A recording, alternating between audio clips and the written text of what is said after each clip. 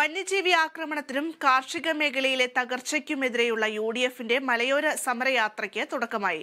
കേന്ദ്ര സംസ്ഥാന സർക്കാരുകളെ കടന്നാക്രമിച്ചുകൊണ്ടാണ് പ്രതിപക്ഷ നേതാവ് VD സതീശൻ നയിക്കുന്ന യാത്ര കണ്ണൂർ കരുവഞ്ചാലിൽ തുടക്കമായത്. AICC general secretary KC Venugopal MP ഉദ്ഘാടനം ചെയ്തു. വന്യജീവി ആക്രമണത്തിനും കാർഷിക മേഖലയിലെ തകർച്ചയ്ക്കും ബഫർ സോൺ വിഷയത്തിലും പരിഹാരമുണ്ടാകണമെന്നാവശ്യപ്പെട്ടാണ് UDFന്റെ നേതൃത്വത്തിൽ മലയോര സമരയാത്ര സംഘടിപ്പിക്കുന്നത്.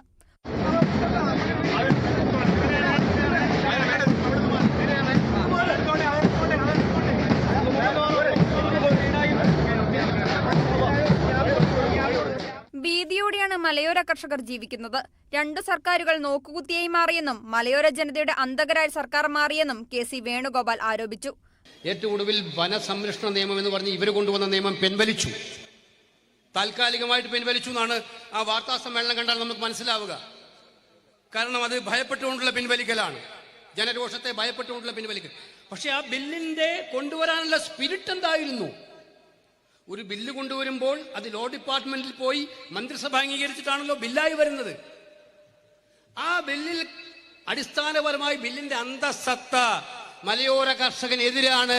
ഇവിടെ സൂചിപ്പിക്കുന്ന പോലെ ഓരോ ദിവസവും നഷ്ടപ്പെട്ടുകൊണ്ടിരിക്കുന്ന ഈ ജീവനെ സംരക്ഷിക്കാൻ വേണ്ടിയിട്ടല്ല, അതിനെ സംരക്ഷിക്കാതിരിക്കാനുള്ള ബേസിക്കലായിട്ടുള്ള കാര്യങ്ങളാണ് ആ നിയമത്തിൽ പ്രതിപാദിച്ചത്. അപ്പൊ നിങ്ങളുടെ നിലപാട് ആ ബില്ലിലൂടെ വളരെ ക്ലിയർ ആണ്.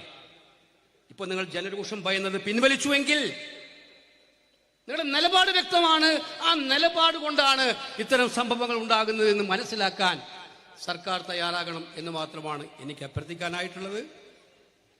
വനഭേദഗതി നിയമ ബില്ലിൽ സർക്കാർ പിന്നോട്ട് പോയത് ശക്തമായ പ്രതിപക്ഷത്തിന്റെ ഇടപെടൽ മൂലമെന്ന് PK കുഞ്ഞാലിക്കുട്ടി MP പറഞ്ഞു. മനുഷ്യജീവന് ഒരു വിലയില്ല. നമ്മളിവിടെ സംസാരിച്ചുകൊണ്ടിരിക്കുമ്പോഴും അവിടെ പാവപ്പെട്ട ഒരു ആദിവാസി സ്ത്രീയെ പുലി ഭക്ഷിച്ചു പോയിരിക്കുകയാണ്. ഇതെന്തൊരു സിവിലൈസ്ഡ് വേൾഡാണ്! എന്തൊരു ആധുനിക യുഗമാണ്! നിയമസഭയിൽ പറഞ്ഞാൽ നിങ്ങൾ പറഞ്ഞോ, എന്നിട്ട് നിങ്ങളെ പണി നോക്ക് എന്ന നിസ്സംഗ ഭാവമാണ് ഗവൺമെന്റിന്. അതൊന്നും ഈ കേരളത്തിൽ നടക്കാൻ പോകുന്നില്ല. അതിന്റെ തെളിവാണ് ആദ്യ നിയമം. ഇത് അവസാനിപ്പിച്ചിട്ടേ പ്രതിപക്ഷ നേതാവ് നയിക്കുന്ന ഈ പോരാട്ടം അവസാനിക്കുകയുള്ളൂ എന്ന് ഉച്ചയിസ്ത്രം ഒറ്റക്കെട്ടായി ഞങ്ങള് അതിനുവേണ്ടി മുന്നോട്ട് പോകുമെന്ന് പ്രഖ്യാപിച്ചുകൊണ്ട് ഞാൻ എന്റെ വാക്കുകൾ ഉപസംഹരിക്കുകയാണ്. എല്ലാവിധ അഭിവാദ്യങ്ങളും. ജയ്. പിണറായി ഭരിക്കുന്നത് ഭാര്യയ്ക്കും മക്കൾക്കും വേണ്ടിയാണെന്ന് KPCC പ്രസിഡന്റ് K സുധാകരൻ പരിഹസിച്ചു.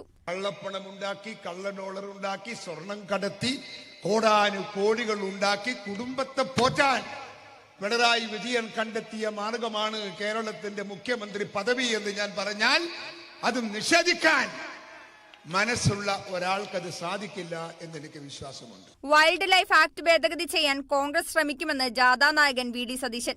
ജനങ്ങൾ താമസിക്കുന്ന ഭൂമിയും നഗരങ്ങളും വനഭൂമിയാക്കുന്നതിന്റെ ലക്ഷ്യം സർക്കാർ വ്യക്തമാക്കണമെന്ന് VD സതീശൻ ആവശ്യപ്പെട്ടു. ദൗർഭാഗ്യകരമെന്ന് പറയട്ടെ, ഗവർണറുടെ നയപ്രഖ്യാപന പ്രസംഗത്തിൽ സർക്കാർ പറഞ്ഞിരിക്കുന്നത് കേട്ടാൽ നിങ്ങൾ അത്ഭുതപ്പെടും. കേരളത്തിൽ വന്യജീവി ആക്രമണങ്ങൾ കുറഞ്ഞു വരികയാണ്. കഴിഞ്ഞ 6-7 വർഷം കൊണ്ട് 60,000-ത്തിലധികം വന്യജീവി ആക്രമണങ്ങളാണ് കേരളത്തിൽ ഉണ്ടായത്. 1000-ത്തിലധികം പേർ കൊല ചെയ്യപ്പെട്ടു. 8,000-ത്തിലധികം പേർക്ക് ഗുരുതരമായ പരിക്കേറ്റു. 5,000-ത്തിലധികം കന്നുകാലികളെ കൊന്നു. 10,000-കണക്കിന് ഹെക്ടർ സ്ഥലം, കൃഷിസ്ഥലം തകർത്തു, നശിപ്പിച്ചു. ഞാൻ നിങ്ങളോട് വാക്കു പറയുന്നു, കേരളത്തിൽ നിന്ന് ജയിച്ചിട്ടുള്ള മുഴുവൻ UDF MPമാരും ഇന്ത്യൻ പാർലമെന്റിൽ വൈൽഡ് ലൈഫ് ആക്ട് ഭേദഗതി വരുത്താനുള്ള പോരാട്ടം തുടരുക തന്നെ ചെയ്യും. Mons Joseph, Anoop Jacob, CP John, MM Hassan, Mani C Kappan, Sandeep Warrier തുടങ്ങിയ നേതാക്കൾ പങ്കെടുത്തു. വിവിധ ജില്ലകളിൽ പര്യടനം നടത്തിയ യാത്ര ഫെബ്രുവരി 5-ന് തിരുവനന്തപുരം അമ്പൂരിയിൽ സമാപിക്കും. Kerala vision news, Kannur.